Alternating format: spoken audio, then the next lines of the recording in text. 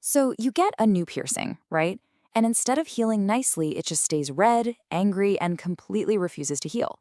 You probably assumed, oh, it's just a bad infection. Well, today we are diving into the clinical physics behind why cheap body jewelry actually fails. Welcome to this explainer. We're going to untangle a totally fascinating medical and physical mystery here. We're looking at what really happens inside a healing wound and how the invisible science of surface mechanics and atomic chemistry dictates whether a piercing heals beautifully or becomes a total long-term nightmare. Okay, let's quickly map out what we're going to cover today. First, the infected piercing myth. Second, surface topography. Third, the physics of nickel sensitization. Fourth, the surgical steel illusion. And finally, number 5, the actual clinical solution. Let's just dive right in. Part 1, the infected piercing myth, bacterial versus allergic. When someone complains that their cheap jewelry gave them an infected piercing, they're usually describing one of two totally distinct reactions. And honestly, understanding the difference here is absolutely vital. We're really dealing with a strict dichotomy. On one side, you have a true bacterial infection. This is microbiological, meaning bacteria or fungi have actually colonized the wound. And as we'll see in a minute, this is actually a mechanical problem, driven by the physical surface of the jewelry itself. On the flip side, we have an immunological reaction. This is an allergic response to the metal, usually nickel. This isn't a mechanical issue at all. It's a materials and chemistry problem, where your immune system identifies metal ions as a literal threat. Now, when you compare how these present clinically, you have to pay attention to the key symptoms. A bacterial infection brings heat, escalating pain, and crucially, pus, that yellow or green discharge. But a nickel sensitization, that brings intense itching, localized redness, and sometimes clear fluid blisters, but typically no pus. The real nightmare with cheap jewelry is that it often triggers both of these at the exact same time. It's a combined reaction of poor surface mechanics and high nickel chemistry. This creates this messy mix of symptoms that are incredibly difficult to diagnose, which puts the body at risk for both a localized infection and a long-term allergy. Moving on to part 2, surface topography and the microscopic danger. To understand what goes wrong, we really need to zoom way, way in, from those macro symptoms down to the micron scale, and look at what the safe baseline is. The Association of Professional Piercers specifies that initial piercing jewelry must have a surface roughness, which is measured as R, below 0.1 micrometers. That is a carefully machined, absolute mirror finish standard.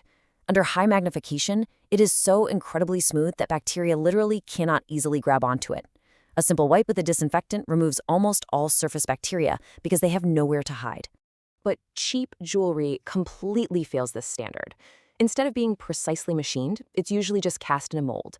And because it's often made from recycled alloys, the surface of cheap jewelry routinely exceeds 1.0 micrometers in roughness. I mean, to the naked eye, it might look shiny enough, right? But at the micron scale, it's a treacherous landscape filled with invisible micropores, jagged pits, and crevices. And those microscopic valleys are incredibly dangerous, mostly because of this one concept. Biofilm, when the most common wound pathogen out there, Staphylococcus aureus, finds one of those microscopic pits in cheap jewelry, it basically drops anchor and forms a biofilm. The clinical physics of that rough surface create a terrifying biological outcome. Once they're established inside a tiny surface defect, these bacterial colonies become hundreds of times more resistant to antiseptics than just normal, free-floating bacteria. They create this stubborn, low-grade infection inside the piercing channel that just never quite heals. The jewelry looks completely fine on the outside, but those invisible mechanical defects are harboring a microscopic fortress of bacteria. All right, part 3, the physics of nickel sensitization, or the chemical dangers. Shifting from the mechanical surface to the atomic level, the sheer scale of this issue is mind-blowing. Nickel is literally the single most common contact allergen in the entire world. It affects an estimated 10 to 15% of the adult population. And how do you develop the sensitization in the first place? Through repeated or prolonged exposure. So putting cheap, nickel-heavy jewelry into a fresh piercing forces 24-hour non-stop contact with an open wound for weeks on end. It is absolutely the perfect recipe for an immune system crisis. Now, you might be thinking, wait, doesn't all steel have some nickel in it? Well, yes, but the clinical distinction here is how the nickel is held at the atomic level. Implant-grade steel, like ASTM F138, contains nickel, but the atomic physics of its specific alloy matrix mean the nickel is tightly locked within the crystal structure, It's totally stable. Cheap, generic surgical steel, on the other hand, is basically a mystery alloy that aggressively releases and leaches free nickel ions directly into your healing wound. There's a massive fundamental difference between an alloy that merely contains nickel and one that bleeds it into your body. And here is why that leaching is so catastrophic. Once your immune system identifies those leaching nickel ions as an enemy, that sensitization is permanent. It is for life. You don't just react to cheap jewelry anymore. Every single subsequent exposure to nickel is going to trigger a faster, stronger inflammatory response. A single bad piercing can cause you to develop a lifelong sensitivity to everyday objects. We're talking coins, the zipper on your jacket, your eyeglass frames, your mobile phone, and, incredibly, even foods that are naturally high in nickel, like chocolate and whole grains. No way you want to risk a chocolate allergy over a cheap stud, right? Which brings us to part 4, the surgical steel illusion, where marketing goes head-to-head with science. We really need to address the worst-case scenarios surrounding these generic marketing labels. I want to share this amazing observation from Patrick, who's a 25-year industry veteran manufacturing medical-grade body jewelry.